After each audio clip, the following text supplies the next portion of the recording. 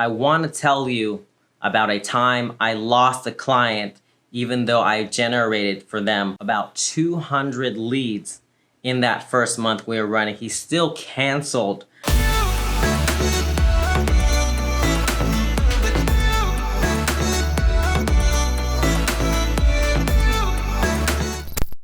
What is going on? It is Sam from ShapeShift, back at it again with another video. I know I've been gone for a while, but that's because I've been working on a highly in-depth training program for dealerships who are doing Facebook ads themselves to start getting better results on Facebook. Or if they're not doing it themselves, you have an agency doing it, you can find out a better way to do Facebook if you're not satisfied with your results and you feel like you're missing out on something. I highly encourage you to check out this in-depth training. It's not available on YouTube, so you have to click the link. I'll link it in the description below. All you have to do is submit your email and you'll get access to the training as well as more email content that you would find value if you're a dealership looking to improve your Facebook results. Now on to today's topic. I want to tell you about a time I lost a client even though I generated for them about 200 leads in that first month we were running. He still canceled. He said he didn't sell any cars and those were garbage leads. So we're gonna dive into what went wrong.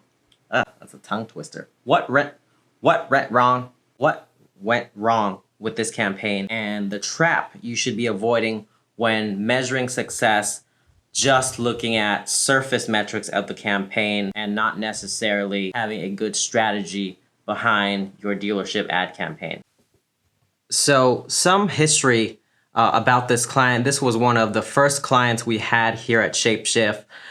He came to us and he said, hey, I like what you guys are doing, but I don't really care about web traffic. Get me as many leads as you can.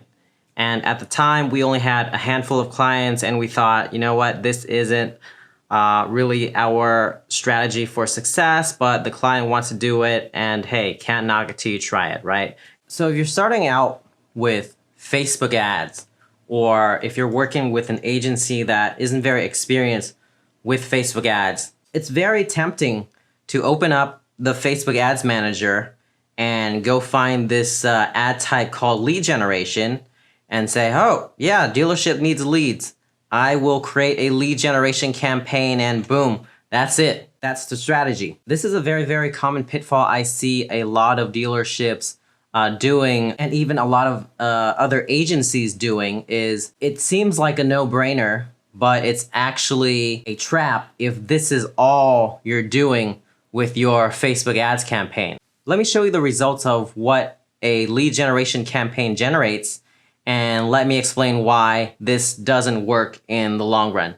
So let's dive into a month of this dealership's results. This dealership pretty much ran for just 1 month. They signed on, they got a month of service, and then they immediately canceled. Let's take a look at what they generated in their first and only month with their Facebook campaign. So you can see between the two lead campaigns that we were doing, we generated a total of 210 leads for this dealership. And if you look at the cost per result, you're looking at generating leads at an average of $3.70 per lead. So this is incredibly cheap, especially in the car dealership world, where typically a dealership would pay a lot higher for leads on their other automotive marketing channel. You know, so even with 210 leads, this dealership ended up canceling after the first month. So here's why these leads, I feel, didn't work out for this dealership. Now, I'm gonna pull up one of my current clients' ads because I don't have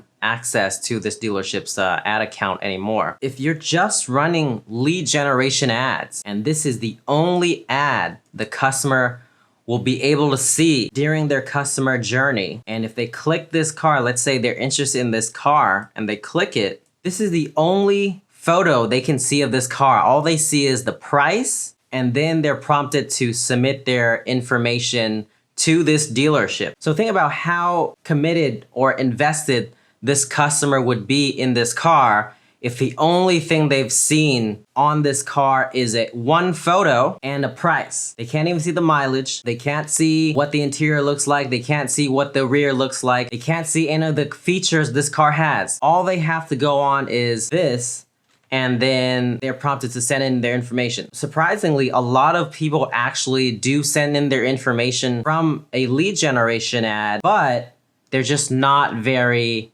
invested in this. And because Facebook makes it very easy for them to send in a lead, right? This information is already filled out by Facebook depending on what's in your Facebook profile. Facebook pre-fills this for you.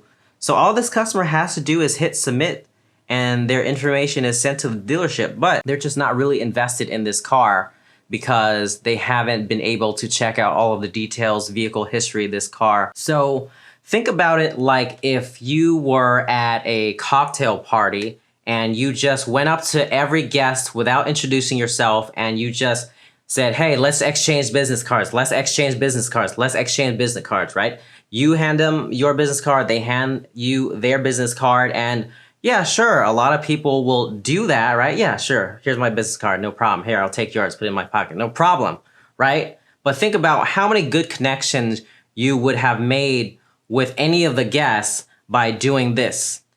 You might collect a lot of business cards, you might have handed out a lot of business cards, but the contact just isn't very solid, and you're not gonna get a decent response when you actually start trying to call these people and say, hey, remember me at the cocktail party? No, not really. So contrast this with having a conversation with someone, introducing yourself, discussing stuff you have in common, right? This is what's going to build a connection with you and this cocktail party guest. And if you take this back to automotive, right? If you actually show this customer your dealership, your brand, the car details and things like that, then you're starting a conversation with this customer. But if all you're doing is, hey, here's one of my cars, give me your info, you might collect a lot of information, but it's just not gonna be solid. It's just not gonna stick.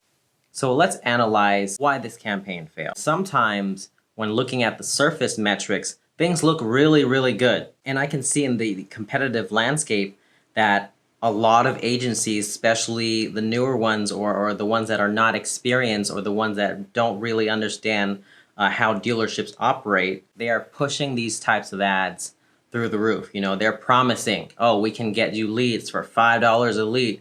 We're gonna generate 500 leads for you for just this small amount of money. If you hear that, all I can say is not everything that glitters is gold. If it sounds too good to be true, it probably is. If you are looking for the right Facebook partner, it is important to ask them not just about what you can promise me, because everyone can talk about that. We're gonna get you all these sales, we're gonna get you all these leads, we're gonna get you all these clicks.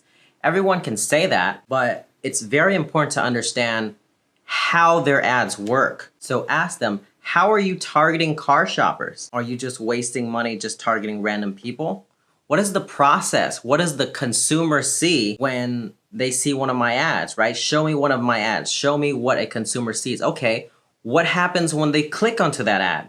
Show me what that looks like. Where do they go? You have to make sure that how they're setting up your ads makes sense from a consumer standpoint, right? Imagine if you are a car buyer, if you saw this ad, would you engage with it? Would you click on it?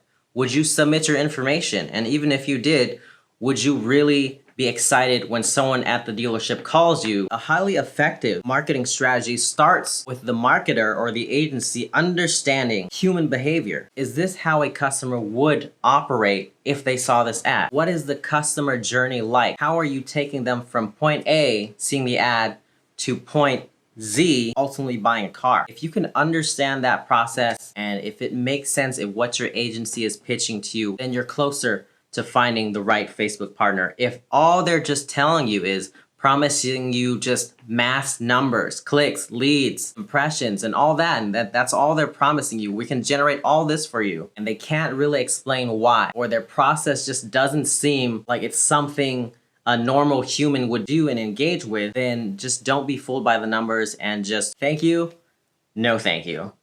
So that's all I got today, guys. Just wanted to be brutally honest with you and share with you one of my failures from one of the early campaigns that we're running here at ShapeShift. We definitely learned a lot from this campaign, and I hope you can learn from the same mistakes after watching this video. If you found any value in this video at all, hit the like button, give this video a thumbs up. Make sure you subscribe so you don't miss heavy hitting, in-depth videos like this on how to get your dealership campaigns on Facebook performing just right. Thank you for watching. I will talk to you guys in the next video. Until next time, see ya.